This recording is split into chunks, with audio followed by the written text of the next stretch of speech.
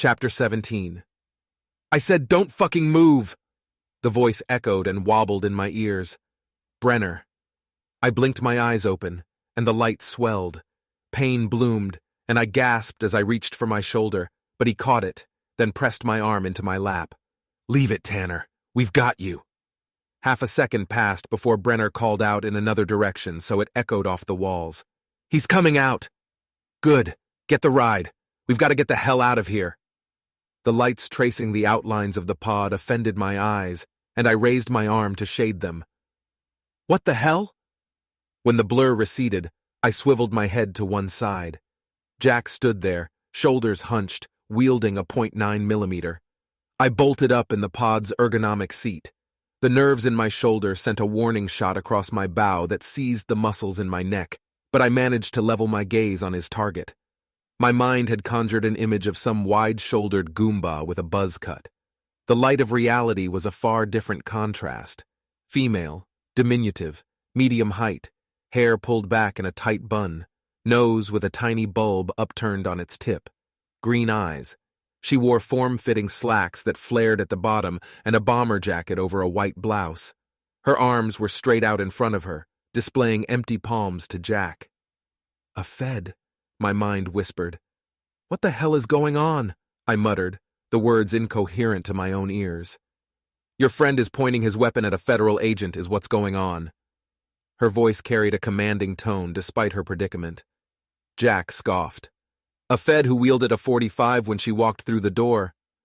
I scanned the concrete floor until I spotted the weapon on the ground next to the bottom stair in the basement. I'm entitled to carry a weapon. What's your excuse? She turned her gaze on me. Tell your friend to back down before he finds himself in front of a federal judge for obstruction. I noted how she didn't mention her potential murder when discussing criminal charges and had to admire her confidence. I eased out of the chair, swinging my legs so my shoes hit the floor. Somehow the pair of runners I wore struck me as strange despite my having worn them into the rig.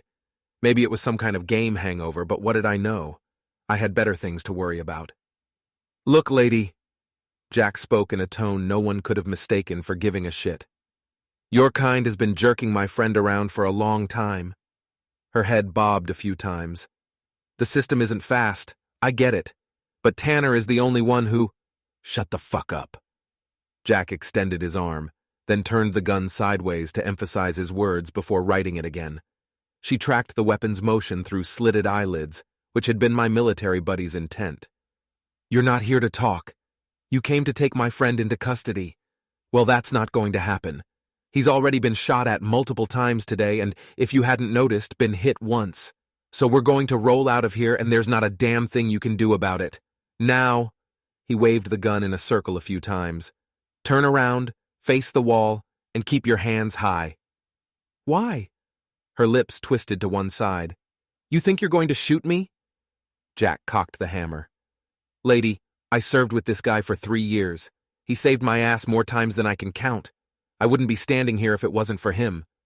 Do you think it's beyond me to put a bullet in your fucking leg? Do you think I don't know where to shoot you so it doesn't kill you?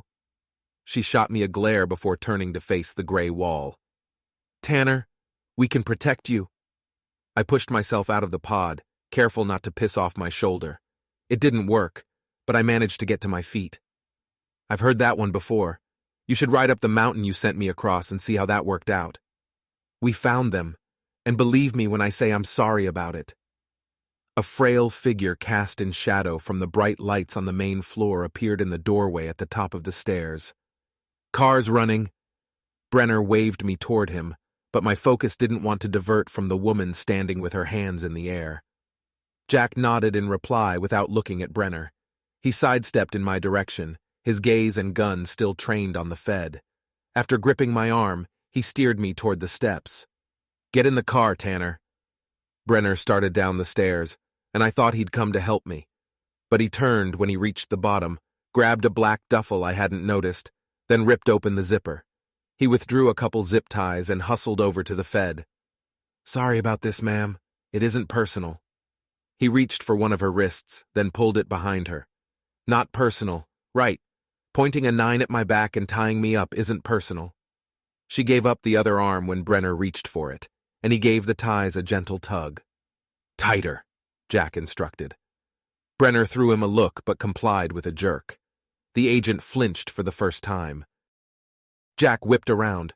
"What the fuck, Tanner? Up the stairs, we gotta make tracks!" I shook my head in derision. "They're never gonna stop coming.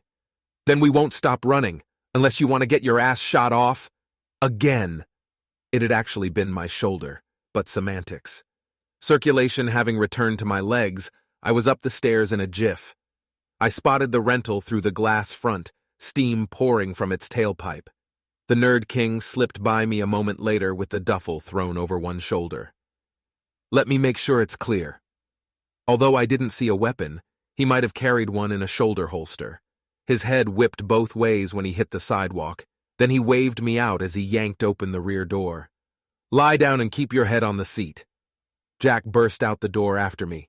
He sped around to slip in on the driver's side while Brenner tossed the duffel on the passenger side floorboard, then followed it in. Doors slammed, wheels screeched. Jack took the first corner like a NASCAR driver. "Slow your roll," Brenner protested. "You're gonna stick out like a football bat." I chuckled, despite the thumping in my chest and ears. My shoulder was a bitch. Jack eased off, straightened out for half a minute, then turned left. Brenner pushed the BCs up on his nose. "Got a couple greasers. Corner, 1 o'clock, matching black jackets." "I see 'em." Jack slowed the car a bit more. I couldn't see with the side of my face mashed against the seat's pleather, but Brenner's head whipped around to look back. "Reaching for a cell phone. You're going to have to double back." The car lurched. Jack took a right. Seconds passed. Another right. A left. Another right. I pushed myself up with my good arm. "Do we have an actual destination?" Brenner threw me a grin. "We do." "I don't like how you're smiling right now. I saw that smile too many times when you briefed me for an op." I peeled my shirt away, only then noticing it was new. A gaudy bandage covered the entire shoulder. "Who changed my shirt?" Brenner punched his chest with a thumb. "Had to wedge a paint stick and some duct tape against the lever on the pod to keep it from logging you out. Pretty good, right?" "Surprising to the end, B-man. How bad is it?" "The wound? We had a doc check you out. Muttered something about ERs and hemoglobin and hematocrit levels, but he suspected you'd pull through."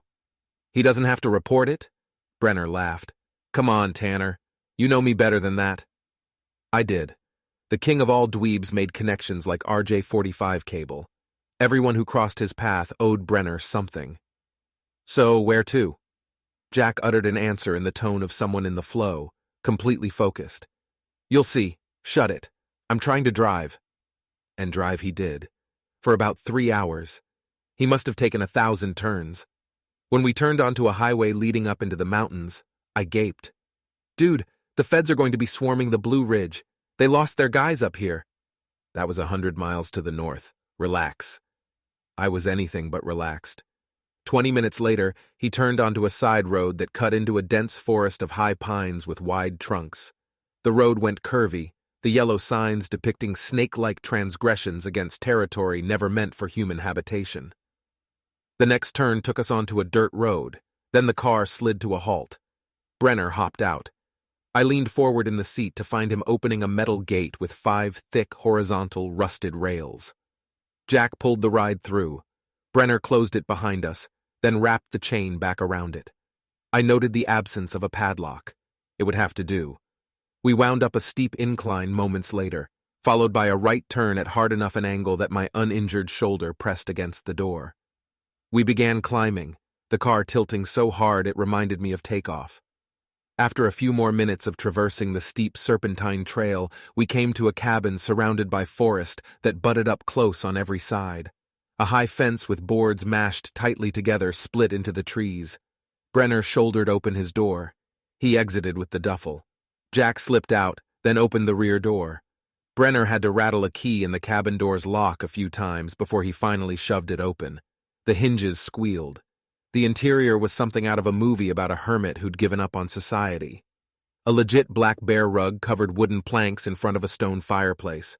A table and chair sat in the far corner, just outside a narrow kitchen. A giant ironwood stove sat in the corner, same side as the door.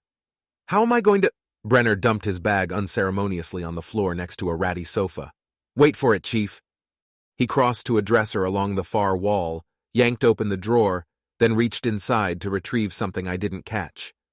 Gesturing for me to follow, he led me through the kitchen to the wide, sprawling back end of the house. Judging from the aged, narrow space of the living area in the front, the fresher floors and long hallway leading to several doors were part of a giant addition. The way its single story was tucked into the trees behind the fence, it was more like a mirage.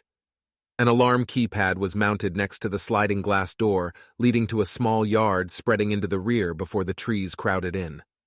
When Brenner tapped in the 10-digit code, I thought maybe we were going for some fresh, if frigid, air.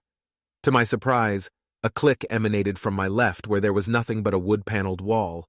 The whole facade popped out a few inches on one side.